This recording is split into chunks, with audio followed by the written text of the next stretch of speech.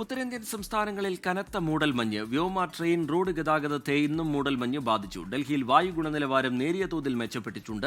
ജമ്മുകശ്മീരിൽ 5 ജില്ലകൾക്ക് ഹിമപാത മുന്നറിയിപ്പ് നൽകി. കനത്ത മൂടൽമഞ്ഞിന്റെ പിടിയിലാണ് ഉത്തർപ്രദേശ്, ഉത്തരാഖണ്ഡ്, ബീഹാർ, പഞ്ചാബ്, ഹരിയാന, ബംഗാൾ, ജമ്മുകശ്മീർ സംസ്ഥാനങ്ങൾ. ദൃശ്യപരിധി കുറഞ്ഞതോടെ ബീഹാർ, ഡൽഹി എന്നിവിടങ്ങളിൽ നിരവധി ട്രെയിനുകൾ വൈകി.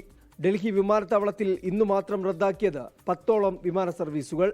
100-ലധികം വിമാന സർവീസുകൾ വൈകി. ഉത്തർപ്രദേശിൽ മൂടൽമഞ്ഞ് പ്രതികൂലമായി ബാധിച്ചതോടെ യെല്ലോ അലർട്ട് പ്രഖ്യാപിച്ചു. ഹിമപാതമുണ്ടാകുമെന്ന പ്രവചനം കണക്കിലെടുത്ത് ജമ്മുകശ്മീരിലെ 5 ജില്ലകൾക്ക് ജാഗ്രതാ നിർദ്ദേശം നൽകി. ദോഡ, ഗണ്ടേർബാൽ, കിഷ്ത്വാർ, പൂഞ്ച്, റംബാൻ ജില്ലകൾക്കാണ് മുന്നറിയിപ്പ്. അടുത്ത 24 മണിക്കൂറിൽ ഹിമപാതം ഉണ്ടാകുമെന്നാണ് പ്രവചനം. ഡൽഹിയിൽ വായു ഗുണനിലവാര സൂചിക ഗുരുതര വിഭാഗത്തിൽ നിന്ന് വളരെ മോശം വിഭാഗത്തിലേക്ക് താഴ്ന്നു. അതിനിടെ വായു മലിനീകരണത്തെ ചൊല്ലിയുള്ള രാഷ്ട്രീയ പോര് കനക്കുകയാണ്.